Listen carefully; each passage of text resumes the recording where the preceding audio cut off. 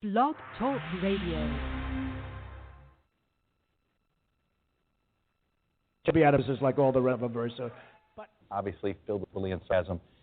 How did you handle the direct attacks? You know, you have to get used to it, Chuck. You get used to the, those kind of attacks. You get used to this kind of strange, tough love that sort of Donald Trump kind of, his modus operandi for dealing with the press. He'd say exactly things like that, and he'd attack our reporters individually. He'd attack anything we'd done, anything he didn't like.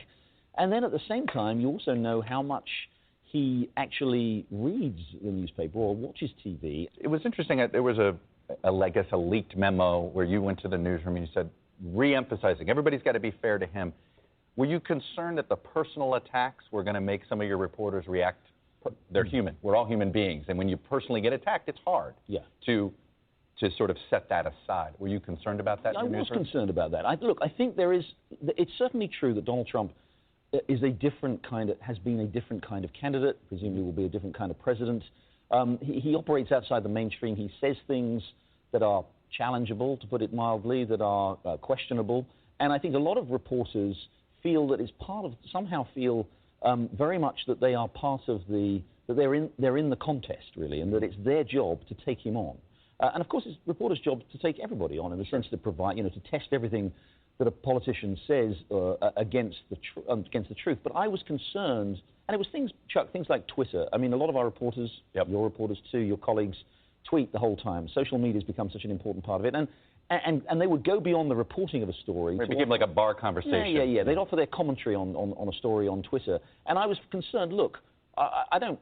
You're entitled to your own views about Donald Trump. You're entitled to your own views about Hillary Clinton. But our readers, it's about trust. If our readers see that you're saying scathing things about Donald Trump on Twitter, or they hear you on TV saying things in a commentary way that appear to be very critical and hostile to Donald Trump, they're not going to trust what you write. Even when you're writing, you absolutely write fairly, you report fairly, but if they think that you're coming from a position, they're not going to trust you. So I was very concerned that we be seen to be fair. We be fair to all candidates, and we not be seen to be out there kind of engaged in the political debate. And I do think one of the problems with trust in this country is that for a very long time, people have seen news presented by news organizations in a way that they think is unfair.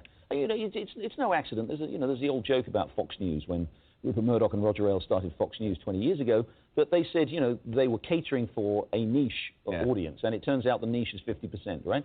People were unhappy with the mainstream media, whether it was newspapers, television, or whatever, so they did see an opportunity. Yeah, the issue of facts. People always say, you got to fact check, but sometimes there isn't an agreement on what the facts are. And this is yet another challenge for you and everybody here. Do you feel comfortable saying so-and-so lied? To be that, if somebody says just an outright falsehood, do you say the word lie? Is that important to start putting in reporting or not? I'd be careful about using the word lie. Lie implies much more than just saying something that's false. It implies a deliberate intent to mislead.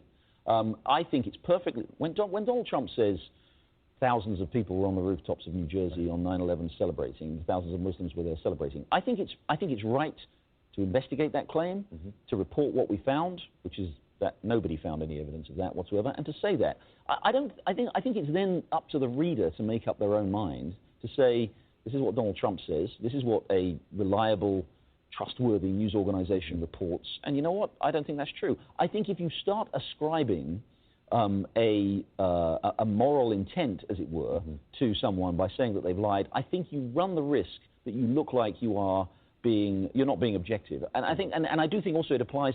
Look, people, this is happening all the time now. Right. People are looking at what Donald Trump's saying and say this is false. It's a false claim. I think people say, well, you know what? Hillary Clinton said a lot of things that were false. I don't recall the press being quite so concerned about saying that she lied when in headlines or in stories like that. All right, if you could wave a magic wand and you became sort of the arbiter of what the relationship of the press corps should be with powerful people in Washington and Wall Street, what would you change? I think that it's interesting. I think it's a little too deferential. Going back to what you said, Chuck, about the British media. Again, the British media have lots of flaws, and I wouldn't want to replicate what the British media do here. They're great. They have a slightly kind of, they have a much edgier approach. There are many things that I don't like about the British press, but there is certainly a lack of deference. And I think if you take If you take any of the way in which the media cover stories, I think there is in this country still a slight sense, and it's understandable because the presidency itself is an institution of state. It's very important. It's very much a part of the constitutional arrangement, and I think there is a sense that people have some kind of deference towards it. I think there needs to be a little less deference, a little less insider behavior, a little less coziness that there's been sometimes between the media and the major political institutions. Yeah, I agree on that too. Gerard Baker, editor-in-chief of the Wall Street Journal. Great conversation. Happy New Year. Thanks, Chuck. Happy New Year. On the 3rd of January 2017, our episode today, The Facts and Nothing But the Facts. It was inspired by a Meet the Press interview of the editor of the Wall Street Journal. And you just heard him do his little spill on what are the facts and how the Wall Street Journal, evidently the second or first, one of the two largest newspapers in the country, are reporting on D.H. Trump. D.H. Trump is a person that does not separate his propaganda from his fact. Propaganda becomes a fact. Now, the problem there is once you assume the presidency, when you are using just propaganda, and we hear propaganda all the time out there, an example would be that the Democratic Republic of Korea or North Korea attacked Sony Pictures. That was not confirmed by any of the cyber experts or so-called experts, period. So thus we are in a quagmire there as far as the facts, and then one has to figure where the facts are and why they would do it. They even made a movie that was supposed to have been the problem. The movie itself was a flop about the leader of the Democratic Republic of Korea known as North Korea. Now, the problem that DJ Trump has dealing with the Democratic Republic of Korea, they take him on face value. Now, face value just means if DJ Trump says he's going to attack them, they are prepared for the attack. Their whole rocket program, a nuclear program, or whatever you want to call it, is set up in a defensive posture, not in an offensive posture. And DJ Trump needs to understand that. Now, how does he attack the Democratic Republic? Well, there are a number of ways he could do it. They have troops stationed there in the DMZ. That's where they left off in 1950. The war there was a war that's ongoing, literally since 1951. So thus he would have to attack, or he would bomb sites in North Korea. Doesn't matter how he does it. He could literally use a pop bottle rocket or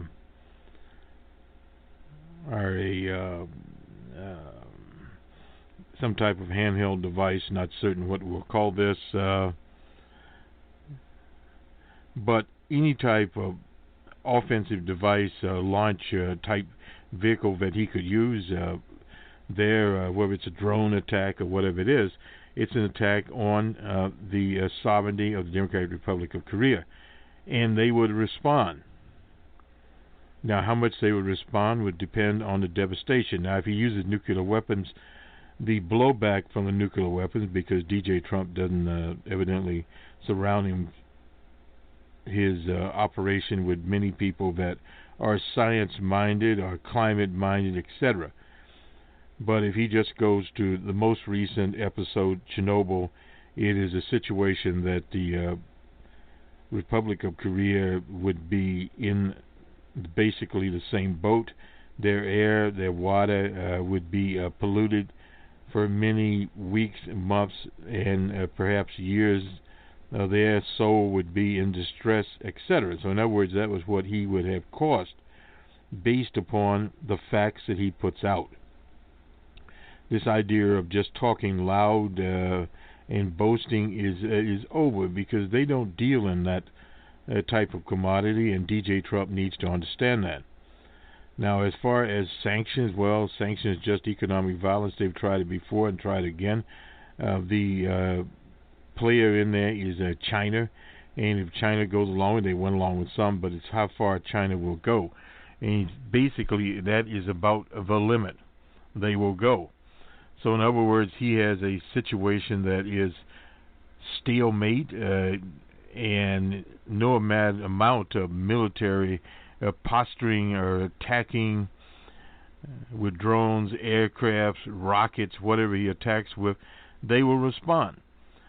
Now, the announcer that they will have a capability for ICBM, which will travel roughly 3,000 miles or so, they may in fact already have it. They're not going to throw their cards out here. They're not stupid, literally. People that are capable of building missiles and doing nuclear weapons do not wear dunce caps. So this is where it becomes a very, very serious with DJ Trump. Another chair on the DJ Trump chair is DJ Trump is involved in many, many businesses around the world, his empire is, or his brand, or whatever you want to call it. And he's not divorced himself from that or separated himself from that. And under the Constitution, the Monuments Clause, they call it, is to prevent a foreign government, and they saw this in the 1700s, from influencing policy or a president. Now, some of his people are interwound even more with the basic governments, Russia, you name it. They are there. What's his name? Tillerson, or whatever his name is, the Exxon man. He is interwound there. So in other words, what you're doing is building on Teapot Dome. Teapot Dome was a scandal in the early 1900s, but a much bigger Teapot Dome, because today any scandal is on steroids. And these things have a way of taking their own particular character. In the House, the Republicans have gutted their own independent ethics committee, basically saying they don't need ethics. And this is what the problem is. Many people will point to the shenanigans of DJ Trump, no doubt. But at the same time, the Republican Party has to be progressives' target, because they're the ones that are running, literally anybody would agree, a Teapot Dome type operation. They're just trying to get theirs, and at the same time they're taking away health care coverage for black lung in West Virginia, Kentucky, and those areas, and causing more misery. Now, no doubt there's a sector of Trump supporters that like to see the misery index come up. I remember we were out covering one of his rallies, and one person said, well, we got to cut back. And I said, well, what are you going to cut back? He said, social programs, and looked at me. Well, yeah. It's easy to cut those back. It's easy to increase military expenditures because you have straw men and straw women there. In other words, almost like an invisible hand. You're building supposed mini projects that will never get off what we used to call the proverbial drawing board. Now it's the proverbial CAD screen. But that is basically what you're investing in. And at the same time, you are taking away regulations. They'd like to get rid of the Consumer Protection Agency is one of theirs. Also the Dodd-Frank that governs the banks. Well, we had experience with that. We don't have to go to some hypothetical case to figure out what happened. On a G.W. Bush, they did not have Dodd-Frank, and what happened? There was a depression. And the problem is with depressions these days, they tend to be much more severe, much deeper, especially financial depressions, and they take a decade to start to come out. And the U.S. is coming out now. Incidentally, we did a Numbers Man program here at WBRN Radio over the weekend. You should stay tuned to that. You can get it on most of these outlets. And we talked about some of the results of that sort of thing. And what is happening in China, a very, very large economy, no doubt, and how they are moving with it. There was an article in the Washington Post where China is moving more into genetic type products. They've invested almost $10 billion in it, and they have enterprises all over the world, including in North America. Because just as the Cubans understood, when you're a small nation, you're not going to be a manufacturing giant. But yet you can do certain types of work. The Cubans, their work in pharmaceuticals. They have patents on many, many generic drugs, and they have put forth many vaccines, drugs, worldwide, I should say, not nationwide, worldwide. So they're becoming a leader. Also, India